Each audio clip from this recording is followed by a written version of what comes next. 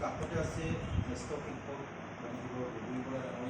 ডাঙৰীয়া বিদ্যালয়ৰ কৰ্মচাৰী হেমন্ত বৰুৱা আমাৰ জয়জ্যোতি স্মৃতি বিভাগৰ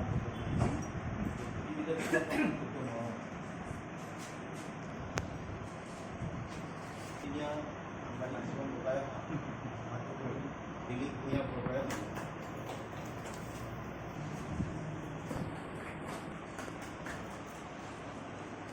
জহাপুৰ নাট্য বিদ্যালয়ৰ ছাত্ৰ আৰু আচলতে এইফালে বহি আছে চাৰণ আন্তৰ্জাতিকতাৰ লগত জড়িত আৰু আমাৰ প্ৰাক্তন ছাত্ৰ আৰু এজন ছাত্ৰ আছে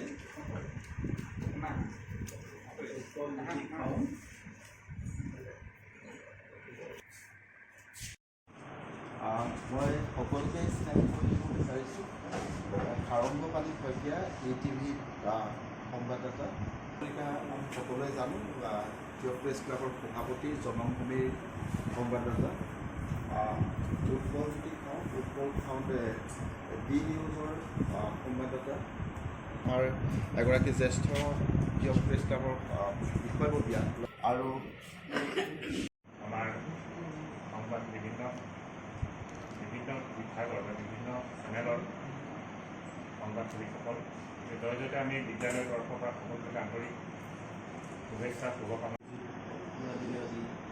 প্ৰতিনিধিত্ব কৰিছে যিহেতু আমি ইতিমধ্যে কৈ গৈছোঁ যে এই বিদ্যালয়খন প্ৰতিষ্ঠা কালত শেহতীয়াকৈ নতুন শিক্ষানীতি আহিলে অভিভাৱকসকলৰ আমাৰ দাবী থাকে তেখেতসকলে কয় যে ইমান ধুনীয়াকৈ ল'ৰাটো কেনেলৈকে পঢ়ে আৰু এটা বছৰ আপোনালোকে ব্যৱস্থা কৰি দিব নোৱাৰে এনেবিলাক কথা আহি থাকে অনুষ্ঠানত গৈ আমাৰ মেধাৱী ছাত্ৰ ছাত্ৰীসকলে তাত শিক্ষা গ্ৰহণ উচ্চ শিক্ষা ল'বলৈ লগা হৈছে এই গোটেই কথাখিনি চিন্তা কৰি এটা সিদ্ধান্তলৈ আহিছিলোঁ যে জ্যোতি বিদ্যাপীঠে কিয় এখন আমি ইতিমধ্যে সিদ্ধান্ত কৰিলোঁ কিন্তু পৰিস্থিতিয়ে আমাক প্ৰচাৰ কৰা সাম্প্ৰতিক পৰিস্থিতিয়ে আমাক কিছু পিছুৱাই ৰাখিলে আমি প্ৰচাৰত একাদশ শ্ৰেণীত যে আমি আৰম্ভ কৰিলোঁ এই কথাটো আমি খুব ৰিজাল্ট ঘোষণা কৰা তাৰিখৰ পৰাই ক'বলৈ গ'লে আমি জোৰদাৰকৈ আৰম্ভ কৰিব পাৰিছোঁ পৰিচালনা সমিতিৰ বিভিন্ন ছাৰে কৈছে বিভিন্ন অসুবিধাৰ কাৰণে তেখেতলোক ফিজিকেলি গোট খাব নোৱাৰিলে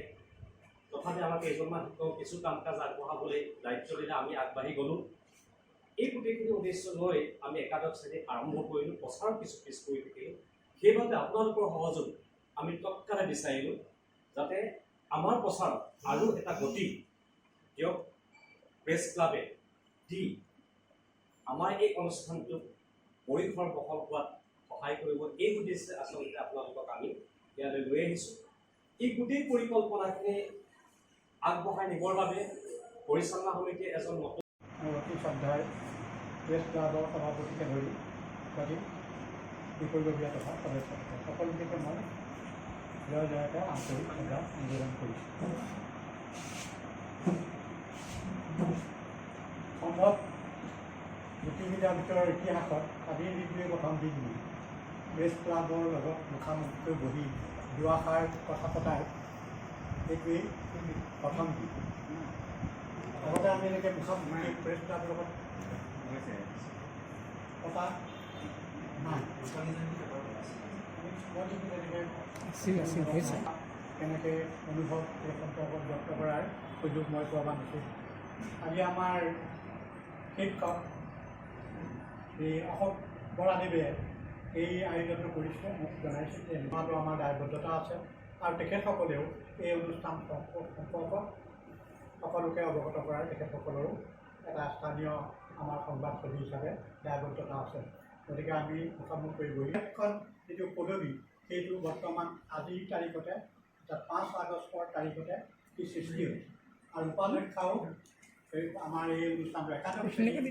মই ব্যক্তিসকলৰ নাম নকওঁ, আমি আৰম্ভ কৰোঁতে আমি তেওঁলোকৰ 13জন পাইছিলোঁ। এতিয়া মাত্ৰ আমি গৈ এই ডক্টৰ ৰুণীদৰ সহ 5জন মানুহে মাত্ৰ সক্ৰিয় হৈ আছোঁ। আৰু এই কথাটো আপোনালোকে জানে যে সেই 87 চনত জন্মলগ্ন মোক সম্পাদকৰ দায়িত্ব দিছিলে সমিতিয়ে আৰু সেই দায়িত্ব আমি পালন কৰি আহিছোঁ। অৰ্থাৎ মোক যি দায়িত্ব দিছে সেই দায়িত্ব মই পৰা ওলাই যোৱা ছাত্ৰ ছাত্ৰীসকলে কৃতিত্বৰে নিজৰ জীৱন যাপন কৰিছে বুলি মই অনুভৱ কৰি মই নিজেই আনন্দ পাইছোঁ। এটা সুন্দৰ উন্নতি হৈছে। এই অঞ্চলটোক একো নাছিল বুলিয়ে ক'ব লাগিব যে একেবাৰে কাষতে আমাৰ প্ৰয়াত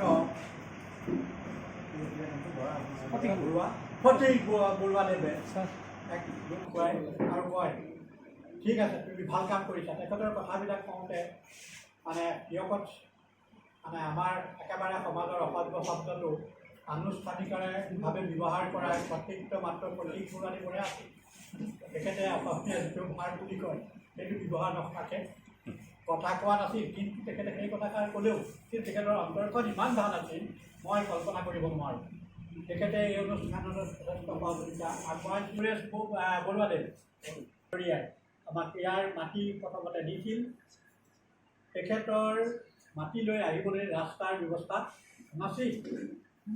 এতিয়া অৱশ্যে হাইৱে হোৱাৰ পৰা মাটিটো তেখেতসকলৰ মাটি সীমালৈ ৰাস্তা ওলাইছে, কিন্তু তেতিয়া ৰাস্তা নাছিল। প্ৰয়াত সুৰেশ বিলত কিনি লোৱাৰ প্ৰথম সহযোগ আগবঢ়া মানুহজন আছিল ৰবীন চাদৰ।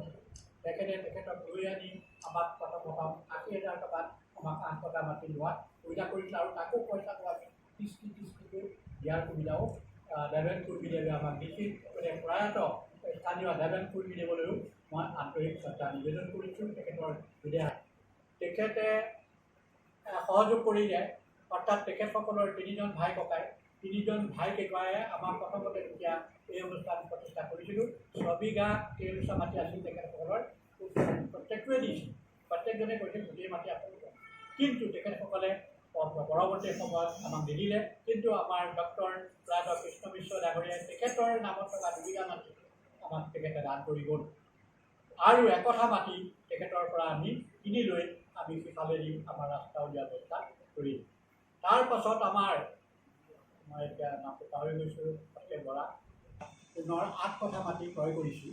সেই 8 কঠা মাটি অৱশ্যে 18 লাখমান টকাত আমি ক্ৰয় কৰিবলগীয়া হ'ল, কিন্তু ৰবীন চাদৰে প্ৰথমে গৈ আমাক তেওঁলোকৰ ঘৰলৈ জোনান বৰাৰ ঘৰলৈ লৈ গৈছিল আৰু জোনান বৰাৰ ঘৰলৈ গৈছিল যে আমি মাটিটো এতিয়া নিবিকোঁ। তেতিয়া আমি যেতিয়া প্ৰথম স্কুল স্থাপন কৰিছিলোঁ তেতিয়া মই কৈছিলোঁ তেখেতক যে আপোনালোকে যদি কেতিয়াবা মাটিটো বিকে তেতিয়াহ'লে বিদ্যালয়কে আপোনালোকে দিব বুলি এতিয়াই আপোনালোকৰ ওচৰত অনুৰোধ ৰাখিম। সেইমতেই তেখেতসকলে যেতিয়া মাটিবলৈ সিদ্ধান্ত কৰিলে আমি মাটি ল'লোঁ 2 কঠা 2 লাখকৈ, বাকীবোৰ 1.5 লাখ। গতিকে আমি মাটি 18 লাখ টকা ৰেজিষ্ট্ৰেশ্যন হ'ল আৰু তেখেতসকলে সেই মাটি দিয়াত আমাৰ সেই 8 কঠা মাটি আমি পৰৱৰ্তী সময়ত পালোঁ। গতিকে তেখেতসকলে আমাক 3 বছৰ কাল 4 লাখ টকা এডভান্স দি আমাক 3 বছৰ দিন মানে পইচা লোৱাকৈ, কাৰণ আমি ডেভেলপমেণ্টৰ পইচাৰে কিনো। গতিকে আমি 3 বছৰ কাল আমাক তেখেতসকলে মাটি 4 লাখ টকা এডভান্স দিয়ে ল'লে। পৰৱৰ্তী কালত ক'লে আপোনালোকে যদি আৰু মাটিটো নিকিনে তেতিয়াহ'লে আপুনি আমাৰ 2 কঠা মাটি বাহিৰে বাকী দিব নোৱাৰে। তেতিয়া আমি ধাৰ ঋণ কৰি বাকী পইচা দি মাটিটো কিনিছোঁ। গতিকে এইসকল মানুহে আমাক স্থানীয় মানুহে এই নিয়োগৰ ৰাইজে এই বিগত 34 বছৰ কালত এই অনুষ্ঠানৰ এটা সম্পদো কি হোৱা নাই, হৰলুকি হোৱা নাই বা হেৰাই যোৱা নাই বা কোনো মানে দুৰ্বৃত্তই ইয়াৰ পৰা নিয়া নাই। গতিকে এই মানে বৃহত্তৰ আশে পাশে থকা সকলো ৰাইজৰে এই অনুষ্ঠানটোৰ প্ৰতি যি একাত্ম আছে বা তেখেতসকলৰ যি আন্তৰিকতা, সঁচাকৈয়ে আমি কৃতজ্ঞ তেখেতসকলৰ সকলোৰে ওচৰত। কাৰণ এই অনুষ্ঠানটোৰ ইমানখিনি সম্পদ, এটা সম্পদ আমাৰ ৰুমৰ ভিতৰত দৰজাও নাছিল, সেই সম্পদবোৰ আছিল, কিন্তু সেই সম্পদবোৰ কোনো এটা সম্পদ আমাৰ আজিলৈকে ঘৰমুখী হোৱা নাই। গতিকে এইটো কিন্তু আমাৰ কাৰণে সৌভাগ্য, আৰু এইটো আমি ভাবিছোঁ কিয়বাসী সকলোৰে আশীৰ্বাদ, আৰু সেই আশীৰ্বাদ অবিহনে আমি নিশ্চয় এই অনুষ্ঠানটো এনে এটা পৰ্যায়ত আগবঢ়াই নিব নোৱাৰিম। গতিকে বৰ্তমানো মই জানো বহুতে এই অনুষ্ঠানটোৰ প্ৰতি সহায় সহযোগ কৰাৰ মানসিকতা আছে। আমি বিচৰা নাই ৰূপালী জয়ন্তীত আমি সকলোৰে বিচৰা নাই, কিছু কিছু ব্যক্তিৰ ওচৰত আমি সহযোগ বিচাৰি গৈছিলোঁ, সেইমতে সকলোৰে সহযোগ পাইছিলোঁ। এনেকুৱা মানে সময় কল্পনা কৰিব নোৱাৰোঁ, কাৰণ ইমান সমাৱেশত সাধাৰণতে অপ্ৰীতিকৰ পৰিস্থিতি হয়। ইয়াত কোনো ধৰণৰ প্ৰশাসনীয় ব্যৱস্থা নকৰাকৈ সকলোৱে আন্তৰিকতাৰে মানে এই অনুষ্ঠানখনৰ প্ৰতি সহযোগ আগবঢ়ালে। ই সঁচাকৈয়ে এটা আমি সকলোৰে ওচৰত কৃতজ্ঞ হৈ থাকিব লাগিব। এটা বৃহৎ অনুষ্ঠান আমি দিনিদিয়াকৈ মানে কৰাটো মোৰ দায়বদ্ধতা বুলি মই অনুভৱ কৰিছোঁ। মই মানে আমাৰ সমিতিৰ সকলোৱেই। গতিকে আকৌ শেষৰ কথাটো ক'বলৈ হ'লে থাকিম আৰু এটা কথা আপোনালোকক জনাওঁ যে এই অনুষ্ঠান হয়তো বহুতে নাজানে, এই অনুষ্ঠানৰ আমাৰ পৰিচালনা সমিতিৰ কোনেও এপইচাও এটা কৰি ফুটা কৰিও ইয়াৰ পৰা নলয়। মই বিগত 34 বছৰ কাল বিনা বেতনেই সেৱা আগবঢ়াই কৰি আহিছোঁ। ময়েই নহয়, আমাৰ পৰিচালনা সমিতিৰ কোনেও এই অনুষ্ঠানৰ পৰা, আনকি আমি পৰিচালনা সমিতিৰ মূল পৰিচালনা সমিতিৰ এখন সভাত একাপ যদি চাহো খাওঁ, সেই চাহকাপৰ খৰচো এই বিদ্যালয়ৰ পৰা আমি নলওঁ। এনে কৰি আছোঁ। আৰু আপোনালোকে জানে আমাৰ পৰিচালনা সমিতি যিবিলাক আমি কৰোঁ কৰি আহিছোঁ, আমাৰ যিসকল সদস্য আছে সেইসকলকো কোনো ধৰণৰ পাৰিতোষিক দিয়া নহয়। সাধাৰণতে আজিকালি পৰিচালনা সমিতিৰ সদস্যসকললৈ পাৰিতোষিক দিয়াৰ ব্যৱস্থাও অন্যবিলাক সমিতিত হৈছে, কিন্তু আমাৰ মাননীয় অভিভাৱক সদস্য আপোনালোকৰ প্ৰেছ ক্লাবৰ সভাপতিবিলাক অধিকাৰীবিলাক আছে, তাতো আমি কেনেকৈ মানে আমাৰ চলে সেইসকলে তেখেতসকলে জানে। আমি অত্যন্ত মানে কি কয় অনুষ্ঠিতীয়াকৈ আমি অত্যন্ত কম খৰচতে আমি পৰিচালনা সমিতি পাৰোঁ। গতিকে আমি প্ৰত্যেক ক্ষেত্ৰতে অনুষ্ঠানখনক আগবঢ়াই দিবৰ কাৰণে চেষ্টা কৰিছোঁ। শিক্ষকসকলক আৰু এটা কথা ক'ব লাগিব, মই ক'বলৈ আহিছোঁ, আজি আমি ইতিমধ্যে মই প্ৰকাশ কৰিছিলোঁ যে আমি এইবাৰ একাদশ আমি আগতেও অনুভৱ কৰিছিলোঁ যে ছাত্ৰ ছাত্ৰীসকল হায়াৰ ছেকেণ্ডেৰীলৈকে প্ৰকৃততে নিজকে প্ৰতিষ্ঠা কৰিবৰ কাৰণে যিখিনি যত্ন ল'ব লাগে সেই সম্পৰ্কত তেখেতসকল ইমান সচেতন নহয়। গতিকে আমি অভিভাৱক আৰু শিক্ষক সকলো কৰিবৰ কাৰণে যিখিনি জ্ঞান লাগে সেই জ্ঞানখিনি দিয়াত আমি কাৰণে একাদশটো আৰম্ভ কৰিছোঁ। লগতে নতুন শিক্ষানীতিত যিবিলাক নতুন নতুন ৰূপ মানে কথাৰ প্ৰকাশ কৰা হৈছে, শিক্ষা ব্যৱস্থাটো যিখিনি নতুন নতুন মানে ব্যৱস্থা কৰিবলৈ কোৱা হৈছে, যেনেকৈ এতিয়া আপোনালোকে নতুন জানে নতুন শিক্ষানীতিত 3 বছৰৰ পৰা 5+3+3+4 যিটো ছিষ্টেম আহিছে, সেই ছিষ্টেমত আমি নতুন নতুন যিখিনি সংযোজন কৰিব লাগে, নতুন নতুন শিক্ষানীতি আমি কি কৰিলে সেইখিনি আমি কৰিবলৈ ভাবিছোঁ। আৰু সেই কথাখিনি আমি তাত তেনেকুৱা আৰু তাৰ আগতেও আমি চিন্তা কৰিছোঁ, এই সম্পৰ্কত আমি আলোচনা কৰিছোঁ, বিজ্ঞসকলৰ লগত আলোচনাও কৰিছোঁ যে আপ টু 3 বছৰৰ পৰা চৰকাৰে দায়িত্ব লৈছে। এইটো এটা ভাল খবৰ। চৰকাৰক ইয়াৰ কাৰণে চৰকাৰ সঁচাকৈয়ে ধন্যবাদৰ পাত্ৰ। কিন্তু মই আপোনালোকক জনাওঁ, আমি কিন্তু 3 বছৰৰ পৰা দায়িত্ব লোৱাৰ ব্যৱস্থা আজি প্ৰায় 4 বছৰৰ আগৰ পৰাই আমি আৰম্ভ কৰিছিলোঁ। আমি প্ৰাক মন্তেশ্বৰী আৰম্ভ কৰি আমি 3 বছৰৰ পৰা ল'ৰা ছোৱালীক মানে দিয়াৰ ব্যৱস্থা আমি ইতিমধ্যে কৰি থৈছোঁ। আৰু সেইটো মানে 3 বছৰৰ পৰা দায়িত্ব আমি আগৰ পৰাই লৈছিলোঁ আৰু আগুৱাই লৈ যাম ছাত্ৰ ছাত্ৰীসকলক।